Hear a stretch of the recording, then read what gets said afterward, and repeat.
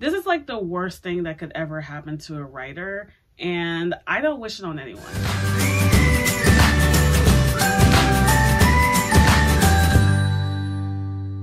Hey guys, it's Chanel, aka Foreverly Reads, and we're going to be talking about a hard subject today, and that's writer's burnout. I think the easiest way to explain what writer's burnout is to compare it to writer's block, which is definitely not the same. I did an Instagram post on this, and when I did my writer's block versus writer's burnout, I said that writer's block is when you're creatively stuck with a specific scene or project and you don't know how to overcome it and still have the desire to write. You're still struggling to get the ideas out of the brain to paper. So, I mean, I've had writer's block like a lot of times. Like, I just don't know how to accomplish a scene, but it's like, I do want to accomplish the scene. I want to write. I really do. I just don't know exactly what to do or like how to accomplish that writing task I had to do.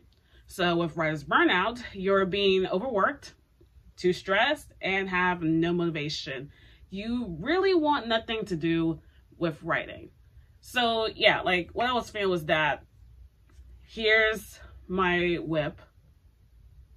I closed the laptop. I didn't want to touch it. I just wanted nothing to do with it. I had no desire to be a writer at all. So writer's block, you want to write, you can write, you would write. Writer's burnout, you're not going to write. You don't want to write. You can't write.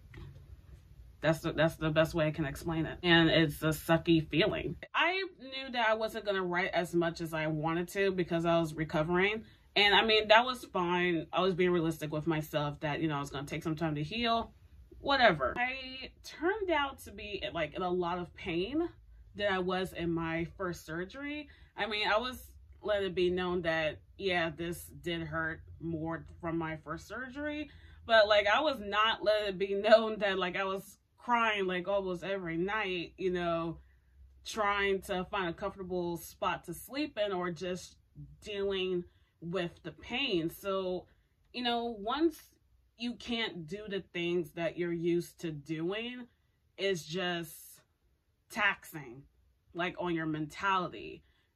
And I believe that's like where it started from. Not only that, it's also because as much as I love writing, I'm not able to give writing that top tier priority when it comes to like my time and availability. I can't do that because I have other stuff going in my life that have to take a higher priority and I have to do it. So, you know, whenever I get a chance, of course, I'm gonna try and write. Like, even if it's like 10 o'clock at night, I'm gonna do it, which is why I'm a night owl, because that's the only time I have to write. So I was just at a point where I was finding less and less time to write, and that was becoming frustrating to me. And then what added to the frustration was that I was just super duper stressed. Like, I was stressed with myself, stressed with everything going on in my life, and writing was always that stress reliever for me.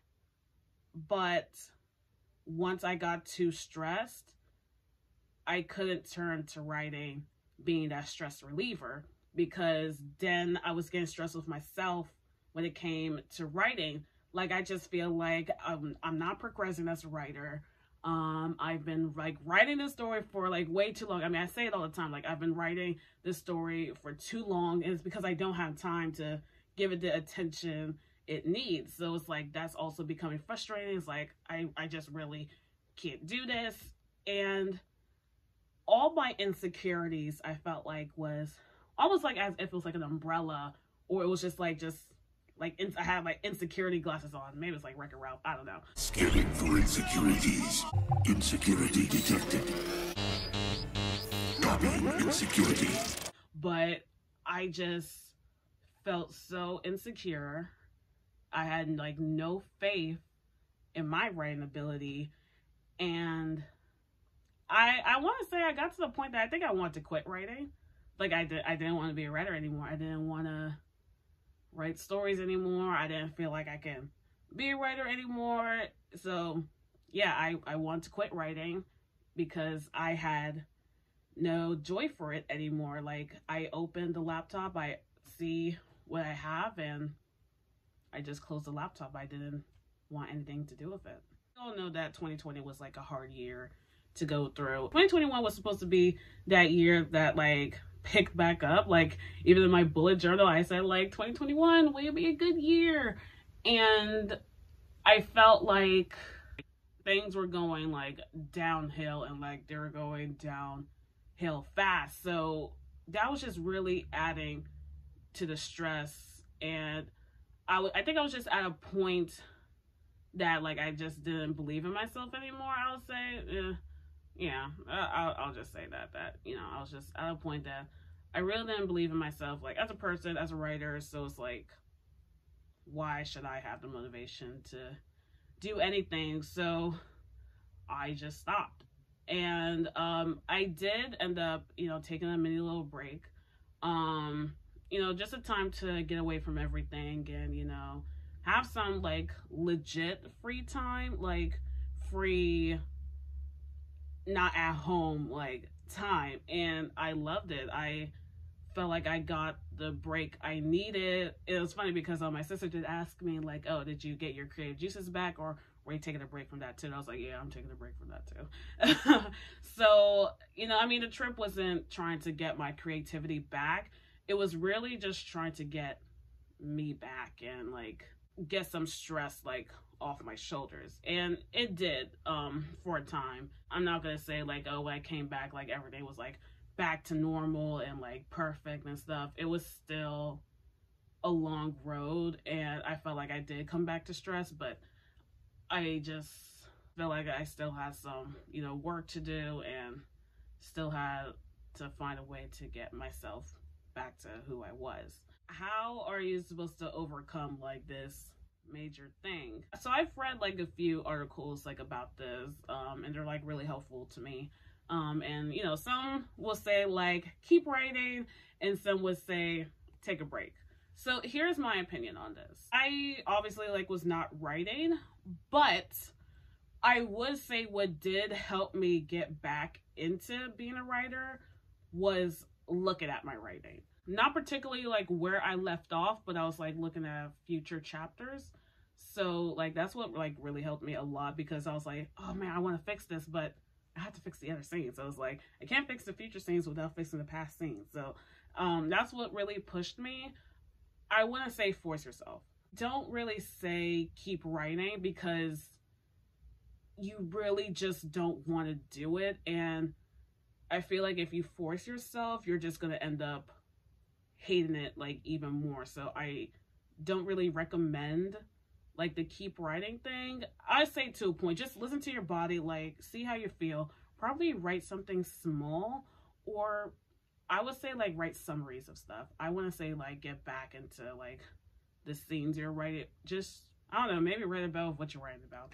I don't know, or write something different. I will say there has to be like some type of middle ground. I could even count that I was really doing other creative hobbies, because I was not drawing anything, but I'll say I was being an interior designer trying to reorganize my room. Let's say that. I did play video games. I would say that's a creative hobby. I did. Let me play my Spider-Man game. Let me be a normal girl for a while. It just felt good to just kick back, play a video game. I haven't really been able to play a video game in like so long and actually have that much time to do it, because it's like I'm off doing other stuff. But because I'm recovering from surgery, I actually have time to play video games. So that was great. Get some sleep. Because of my surgery, I had to sleep on my back. That's really uncomfortable for me. And because of that, I was sleeping very, very late. And that wasn't good, because in the morning, I just felt like crap. Can't tell you that once I started doing different things, I started reorganizing my room, playing video games, that writer's burnout was gone. I can't say that, because it's just not true. You really just gotta be patient with yourself. I think the main problem of going through writer's burnout is that I was very hard on myself. I was putting so much expectations on myself that nobody else was. But like, I felt like I was putting myself down, and like, that's only adding to the problem. So just, you know, try to uplift yourself once in a while. And I'll also say that even though like right now I'm not like 100% back to who I am as a writer, little by little I am seeing the improvement. Like I think this was like the first week that I've written like consistently like every day, which is a huge deal. And me saying that is not me writing since like for hours. It's nothing like that. I probably was only able to write like for an hour or so. It's been a tough like long road.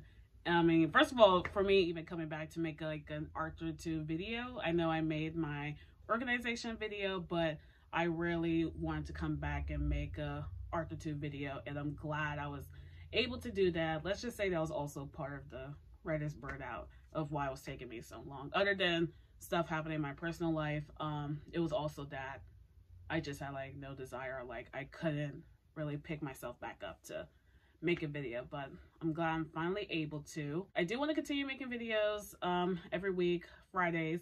I do want to continue doing that, and I have a lot of ideas of like the new videos I want to do. I'm not going to say now, but I'm really excited of the new video I want to do. So I can't wait till that comes out to you, maybe in 2 weeks or so. Please guys, don't forget to subscribe to my channel and hit that notification button so you can be aware whenever I make a new video. Follow me on Instagram and Twitter, same account, Foreverly Reads, and I post mostly on Instagram and started doing reels on there. It's pretty fun. I think I made about 6, 7 reels on Instagram already, but you know, definitely check those out. They're fun, you know, good stress reliever. That actually really helped when it came to burnout. It was the Instagram reels. And don't forget guys to hang on tight because we're writing something great.